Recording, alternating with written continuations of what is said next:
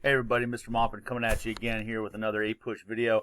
This is our third video focusing in on topic 6.7, looking at the labor movements in America in the late 19th century. Now, previously we talked about the reasons why unions are going to be forming, the different tactics that management and labor will be using to try to achieve their goals.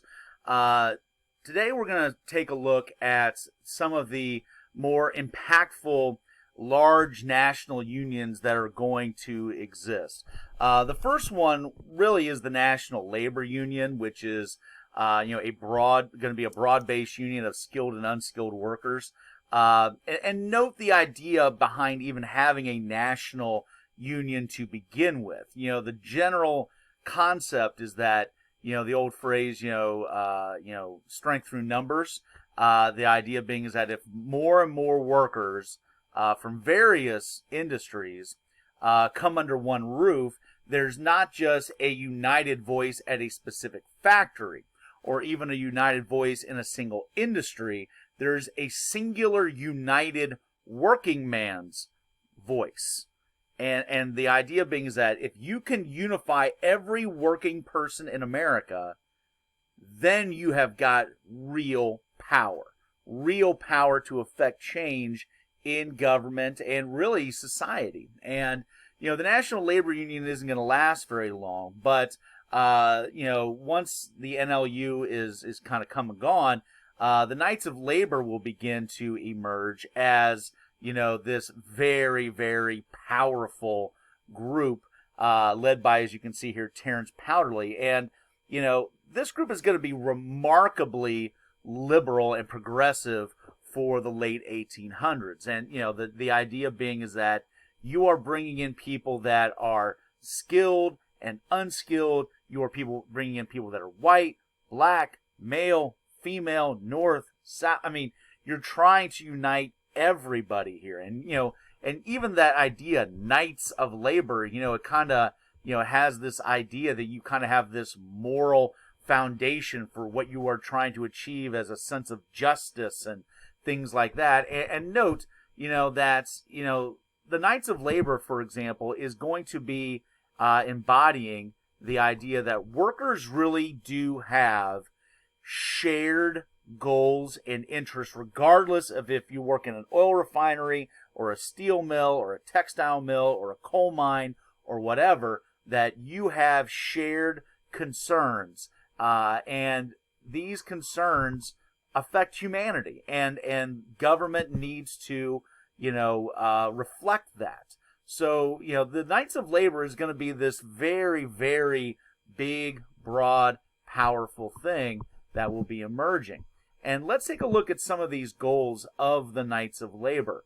For example, it's going to include the idea of demanding an 8-hour workday. Remember, this is still a time where the average worker is working 10 plus hours a day, 6 days a week. Promoting the idea of workers' cooperatives. Now, this is showing some of the very leftist, in fact, kind of socialistic, proto-communistic kind of ideals of what to do. The idea being is that, you create workplaces that are not owned by a singular person, but are owned collectively by the workers themselves. In other words, everybody has got equal skin in the game. There's not an owner and employees. There's just employees, working together, owners / employees. So there's, that, and it's a very leftist thing. And in many respects, it does not jive with traditional capitalism. So you're talking about worker-owned factories there.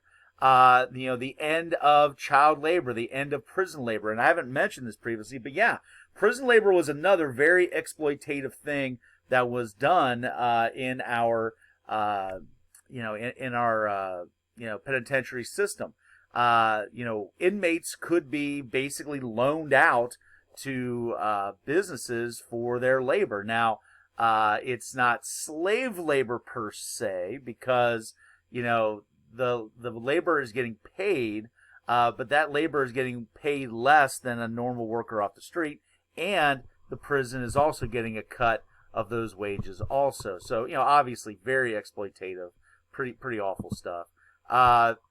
the Knights of Labor want increased circulation of greenbacks. And so this kind of goes back to something we've mentioned previously, the idea of soft money, money that is going to be, highly inflatable, and therefore driving the value down, therefore making it easier for people to pay off debts. So, this is designed to help poor working class people. How about this for progressive? The idea of equal pay for men and women at a time where women really are not viewed at all as equals in society.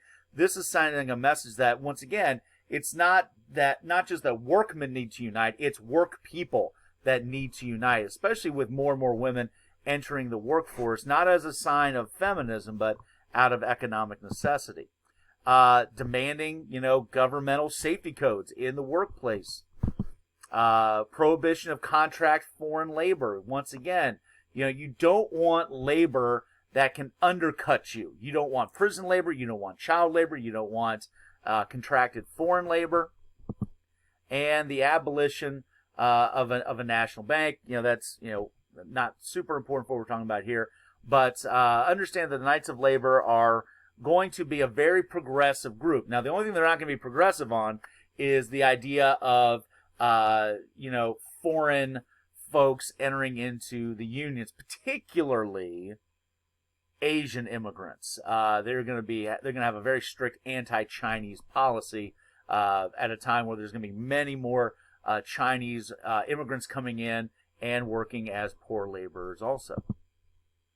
Now, probably the first real national major strike that's going to be taking place in American history is going to be the Great Railroad Strike of 1877. And what this is going to be the result of railroad workers in various parts of America, particularly on the B&O Railroad line, getting their wages cut for a third straight year. Now, note, this is a period of deflationary monetary policy. So, in other words, the value of the currency was going up, pay was going down, prices were going down, but obviously pay was going down at a faster rate than prices were.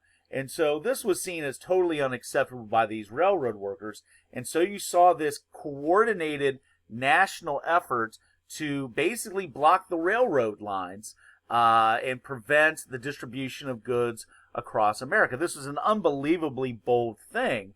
And, it really was, stunning, for business owners and for government officials. Basically, this was, workers basically holding the U.S. economy hostage. It really was. It would be like today, workers blocking every interstate highway and or the airports in America. Something, that would be pretty amazing. And this scares the heck out of government officials in a big way. And as we said before, business owners and government officials were certainly allied strongly at this time. And so what you start to see happening is National Guardsmen are going to be called up in numerous states.